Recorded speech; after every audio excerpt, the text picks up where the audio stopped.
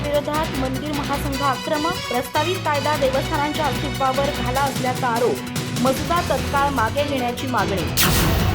कोल्हापूर येथे आयोजित पत्रकार परिषदेत महाराष्ट्र मंदिर महासंघाने प्रस्तावित महाराष्ट्र देवस्थान इनाम निर्मूलन प्रारूप अधिनियम 2026 या कायद्याला तीव्र विरोध दर्शवत तो तात्काळ मागे घेण्याची मागणी केली. मंदिर महासंघाचे राष्ट्रीय संघटक सुनील घनवट यांनी हा कायदा राज्यातील हजारो हिंदू देवस्थानच्या स्वायत्त अस्तित्वावर आणि त्यांच्या उत्पन्नाच्या स्रोतावर घाला घालणारा असल्याचा आरोप केला.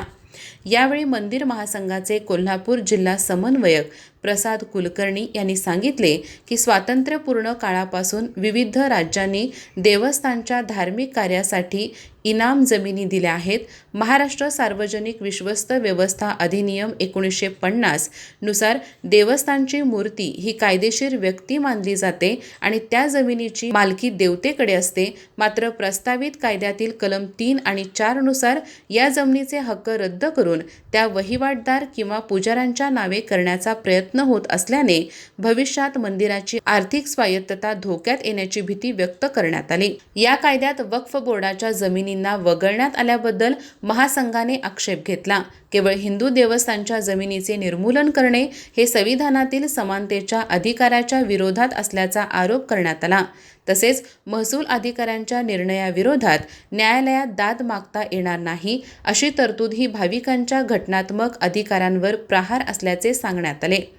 अतिक्रमणे हटवण्याऐवजी जुन्या अतिक्रमणधारकांना मालकी देण्याचा प्रयत्न म्हणजे देवस्थानच्या मालमत्तेची लूट असल्याचा आरोपही यावेळी करण्यात आला. या मसुद्यावर हरकती नोंदवण्यासाठी दिलेली मुदत अपुरी असून ती किमान 2 महिन्यांनी वाढवावी अशी मागणी करण्यात आली.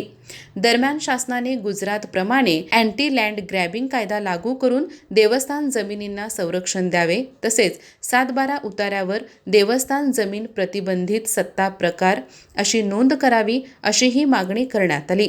शासनाने हा कायदा मागे न घेतल्यास संपूर्ण महाराष्ट्रभर तीव्र जनआंदोलन छेडण्याचा इशारा मंदिर महासंघाने दिला. या पत्रकार परिषदेला प्रसाद कुलकर्णी, प्रमोद सावंत, अशोक गुरव, हसमुखभाई शहा, राजेंद्र शर्मा, संजय देवने आदी उपस्थित होते. अधिक माहिती आणि ताज्या घडामोडींसाठी आजच आमचे चॅनल सबस्क्राईब करा.